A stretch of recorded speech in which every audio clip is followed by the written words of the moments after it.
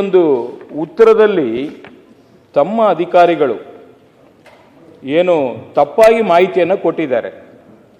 ಮಾನ್ಯ ಸಚಿವರೇ, ನೋಡಿ, ಸದರಿ ವಾಹನ ಅದರ ಒಂದು ಬೆಲೆ ಏನಿದೆ 3 ಕೋಟಿ ಚಿಲ್ಲರೆ ಇದೆ, 3 crores ಪ್ಲಸ್ ಇದೆ. ನಿಮಗೆ ಬೇಕಾದ್ರೆ ನನ್ನ ಹತ್ರ ದಾಖಲೆ ಇದೆ, ಕೊಡ್ತೀನಿ ನಾನು. ಅವರು ಏನು ತೋರಿಸ್ತಾ ಇರತಕ್ಕಂಥದ್ದು, ಶೋರೂಮ್ ಅದು ಕೊಟೇಶನು ಇದ್ದು ರೇಟು ಇದ್ದು ಎಲ್ಲ ಇದ್ದರೂ ಕೂಡ ನೀವೇ ನೀಡಿರತಕ್ಕಂಥ ಉತ್ತರದಲ್ಲಿ ಮಂಗಳೂರಿನ ಕಚೇರಿಯಲ್ಲಿ ನಿರ್ವಾಹಕರು 32.15 ಲಕ್ಷ ಅಂತ ತೋರಿಸ್ತಾರೆ ವಾಹನದ ಬೆಲೆ ಅಂತೇಳಿ. ಆಮೇಲೆ ಈ ಒಂದು RTO ಕಚೇರಿಯಲ್ಲಿ KA19 ಅಂತ ಮೆನ್ಷನ್ ಮಾಡ್ತಾರೆ, ಆದರೆ KA20 ಅಂತ ಯಾಕೆ ರಿಜಿಸ್ಟ್ರೇಷನ್ ಆಗುತ್ತೆ? ಅಲ್ಲಿ ಕೂಡ ನಿಮ್ಮನ್ನು ಮಿಸ್ಗೈಡ್ ಮಾಡ್ತಾರೆ. ಅದಾದ ನಂತರ ಸಚಿವರೇ, ಒಂದು ಕಚೇರಿಯಲ್ಲಿ ಅನುಮತಿಯನ್ನ ಪಡ್ಕೊಂಡು ಮತ್ತೊಂದು ಕಚೇರಿಯಲ್ಲಿ ರಿಜಿಸ್ಟ್ರೇಷನ್ ಮಾಡಲು ಅವಕಾಶ ಇದೆಯಾ? ಇದ್ರ ಬಗ್ಗೆ ಸ್ಪಷ್ಟನೆ ಕೊಡಿ.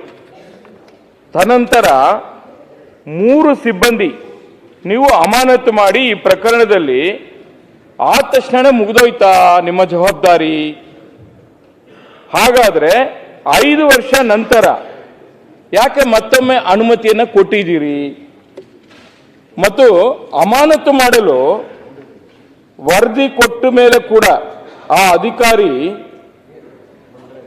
ಏನು ಒಬ್ಬರು ಮಾತ್ರ, ನೀವು ಅವರು ಒಬ್ಬರದೇ ಪಾತ್ರ ಇರಲ್ಲ. ಯಾವುದೇ ಒಂದು ಇಲಾಖೆ ಆಗಲಿ, ಇದರಲ್ಲಿ ಯಾರು ಮಿಂಗಲ್ ಆಗಿದ್ದಾರೆ, ಯಾರು ಈ ಒಂದು ಅಪರಾಧ ಎಸಗಲಿಕ್ಕೆ ಕಾರಣಕರ್ತರಿದ್ದಾರೆ, ಅವರಿಗೆಲ್ಲ ಪನಿಷ್ ಆಗಬೇಕಲ್ಲ, ಅದು ಕೂಡ ಆಗಿಲ್ಲ. ಆಮೇಲೆ 2025ರಲ್ಲಿ 2ನೇ ಬಾರಿಗೆ TP ಮಾಡಿಸ್ತಾರೆ. ಮತ್ತೆ ಆ ರಿಜಿಸ್ಟ್ರು ಹಿಮಾಚಲ ಪ್ರದೇಶಕ್ಕೆ ಹೋಗುತ್ತೆ, ಅಲ್ಲಿಂದ ಮತ್ತೆ ಕೋರ್ಮಂಗ್ಲ, ಅಲ್ಲಿಂದ ಮತ್ತೆ ಎಲೆಕ್ಟ್ರಾನಿಕ್ ಸಿಟಿ. ಈ ಕೋರ್ಮಂಗ್ಲ, ಎಲೆಕ್ಟ್ರಾನಿಕ್ ಸಿಟಿ, ಉಡುಪಿ, ಮಂಗಳೂರು ಈ ಕಚೇರಿಗಳಲ್ಲಿ ದೊಡ್ಡ ಮಟ್ಟದಲ್ಲಿ ಹಗರಣಗಳು ನಡೀತದೆ. ಪ್ರತಿ ಒಂದಕ್ಕೂ ಕೂಡ ಅವ್ರು ಏನ್ ಮಾಡ್ತಾರೆ, ಹಗರಣ ಅಂತ ಹೇಳಿ ಬೆಳಕು ಬಂದ ತಕ್ಷಣ ಒಂದು FIR ಕೂಡ ದಾಖಲೆ ಆಗಲ್ಲ. ಹೇಳ್ತಾ ಇದ್ರು ಮೊನ್ನೆ 1650 ಫೈಲ್ಗಳು ಕಳವಾಗೋಗ್ಬಿಟ್ಟಿದೆ. ಏನ್ ಸ್ವಾಮಿ, ನಮ್ಮ ಮನೆಯಲ್ಲಿ ಒಂದು ಸಣ್ಣ ವಸ್ತು ಏನಾದ್ರು ಕಳವಾದ್ರೆ ಒಂದು FIR ದಾಖಲೆ ಮಾಡ್ತೀವ ಇಲ್ವಾ ಸಚಿವರೇ? 1650 ಫೈಲ್ಗಳು ಕಳವಾದರೂ ಕೂಡ ಏನು ಕ್ರಮ ಆಗಿರಲಿಲ್ಲ. ಅದು ಏನ ಒಂದು FIR ಹಾಕಕ್ಕೆ ಹೋಮ್ ಡಿಪಾರ್ಟ್ಮೆಂಟ್ನ ಕರೆಸಬೇಕಾಯ್ತು, ಟ್ರಾನ್ಸ್ಪೋರ್ಟ್ ಡಿಪಾರ್ಟ್ಮೆಂಟ್ 10 ಬಾರಿ ಸಭೆ ಮಾಡಿದಾಯ್ತು. ಈ ಪ್ರಕರಣದಲ್ಲಿ ಯಾಕೆ FIR ಮಾಡಿಲ್ಲ? ಕ್ರಿಮಿನಲ್ ಆಕ್ಷನ್ ಯಾಕೆ ತಗೊಂಡಿಲ್ಲ? ತಪ್ಪಿಸ್ತ ಅಧಿಕಾರಿಗಳನ್ನ ಯಾಕೆ ನೀವು ಅದಕ್ಕೆ ಆಕ್ಷನ್ ತಗೊಳಕ್ ಹೋಗಿಲ್ಲ?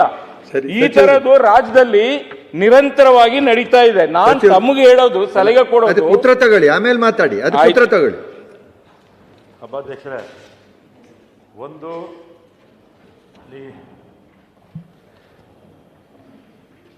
ನಿಹಾಲ್ ಅಹಮದ್ ಅಂತ ಒಬ್ಬರು ಸಭಾಧ್ಯಕ್ಷರೇ, 1/1/17ರಂದು ಎಲೆಕ್ಟ್ರಾನಿಕ್ ಸಿಟಿ RTO ಆಫೀಸಲ್ಲಿ ಈ ಟೆಂಪ್ರರಿ ತಗೊಳ್ತಾರೆ. ಟೆಂಪ್ರರಿ ರಿಜಿಸ್ಟ್ರೇಷನ್ ಮಾಡಿದ್ಮೇಲೆ 1 ತಿಂಗಳು ಕಾಲಾವಕಾಶ ಇರುತ್ತೆ. 1 ತಿಂಗಳಲ್ಲಿ ಎಲ್ಲಾದರೂ ಅವರು ರಿಜಿಸ್ಟ್ರೇಷನ್ ಮಾಡ್ಕೋಬೋದು. ಆದರೆ ಮನುಷ್ಯ ಮಾಡ್ಕೊಳ್ಳೋದೇ ಇಲ್ಲ. ಇದು ಆವತ್ತಿನ ವ್ಯಾಲ್ಯೂ, ಈ ಕಾರ್ ವ್ಯಾಲ್ಯೂ ಏನಾಗುತ್ತೆ, 1,96,95,000 ಇತ್ತು ಸಭಾಧ್ಯಕ್ಷರೇ. ಆಮೇಲೆ ಏನು ಮಾಡ್ತಾನೆ, 2005ರಲ್ಲಿ ಈ ಮಂಗಳೂರು ಕಚೇರಿಗೆ ಬರ್ತಾರೆ. ಬಂದು ಮಂಗಳೂರಲ್ಲಿ ವ್ಯಾಲ್ಯೂ ಫಿಕ್ಸ್ ಮಾಡ್ತಾರೆ. ಎಷ್ಟು ಮಾಡ್ತಾರೆ ಅಂದರೆ 32 ಲಕ್ಷ ಚಿಲ್ಲರೆ ಮಾಡ್ತಾರೆ ಸಭಾಧ್ಯಕ್ಷರೇ. 32 ಲಕ್ಷ ವ್ಯಾಲ್ಯೂ ಫಿಕ್ಸ್ ಮಾಡಿ ಅದನ್ನು ಈ ಫ್ಯಾನ್ಸಿ ನಂಬರ್ ಎಲ್ಲಿ ಬೇಕಾದ್ರೂ ಮಾಡ್ಕೋಬೋದು ರಿಜಿಸ್ಟ್ರೇಷನ್ನು. ಹೋಗಿ ತೊಗೊಂಡೋಗಿ ಉಡುಪಿನಲ್ಲಿ ರಿಜಿಸ್ಟ್ರೇಷನ್ ಮಾಡ್ತಾರೆ. ವ್ಯಾಲ್ಯೂ ಫಿಕ್ಸ್ ಮಾಡೋದು ಮಂಗಳೂರಲ್ಲಿ, ಆಮೇಲೆ ರಿಜಿಸ್ಟ್ರೇಷನ್ ಮಾಡಿಸಿರೋದು ಉಡುಪಿನಲ್ಲಿ. ಅದಕ್ಕೆ ಸಂಬಂಧಪಟ್ಟ ಎಲ್ಲರೂ ಕೂಡ ಸಸ್ಪೆಂಡ್ ಮಾಡಿದ್ದೀವಿ ಸಭಾಧ್ಯಕ್ಷರೇ. ತನಿಖೆನೂ ಆಗ್ತಾ ಇದೆ. ಆಮೇಲೆ ಲೋಕಾಯುಕ್ತ ಕೂಡ ಇದು ಕೇಸು ಅವರು ಕೂಡ ರಿಜಿಸ್ಟ್ರೇಷನ್ ಆಗಿದೆ ಸಭಾಧ್ಯಕ್ಷರೇ.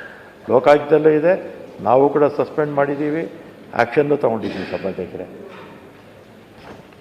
ಆಮೇಲೆ ಇನ್ನೊಂದು ಇದ್ರ ಜೊತೆಗೆ ಈ ಬೇರೆ ಗೋವಾ, ಪಾಂಡಿಚೇರಿ, ಬೇರೆ ಬೇರೆ ಕಡೆ ಎಲ್ಲ ಅಲ್ಲಿ ಟ್ಯಾಕ್ಸ್ ಕಡಿಮೆ ಇರುತ್ತೆ, ಅಲ್ಲಿ ರಿಜಿಸ್ಟ್ರೇಷನ್ ಮಾಡಿಬಿಟ್ಟು ನಮ್ಮಲ್ಲಿ ಓಡಾಡ್ತಾ ಇರ್ತಾರೆ.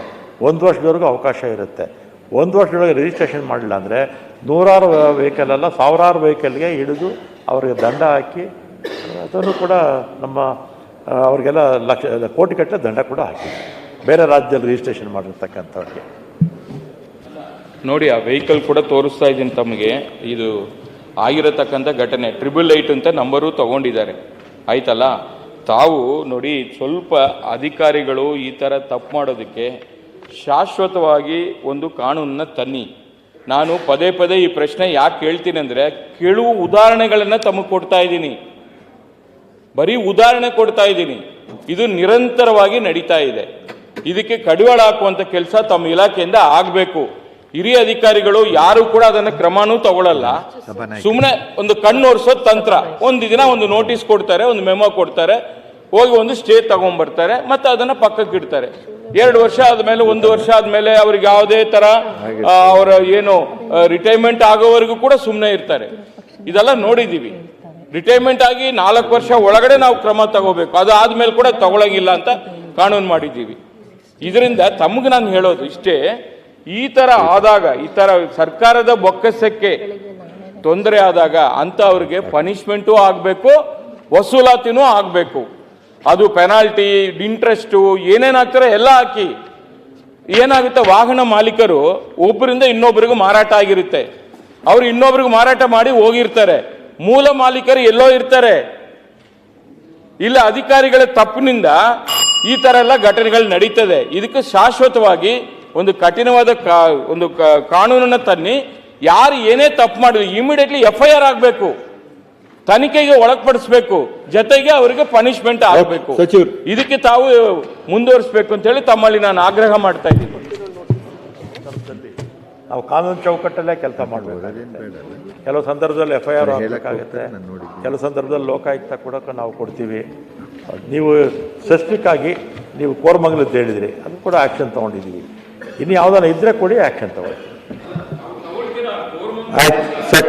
ನಮ್ ಕರ್ನಾಟಕ ಬಂದ ಮೇಲೆ FIR ಹಾಕ್ಸಿದ್ದು ನಮಗೂ ಗೊತ್ತಿದೆ. ಅದು ಇದಕ್ಕೆ ಬೇರೆ ಇನ್ನೇನಾದ್ರು ಒಂದು ಕಠಿಣವಾದ ಕಾನೂನು ತನ್ನಿ ಅಂತ ನನ್ನ ಮನವಿ ಅಷ್ಟೇ.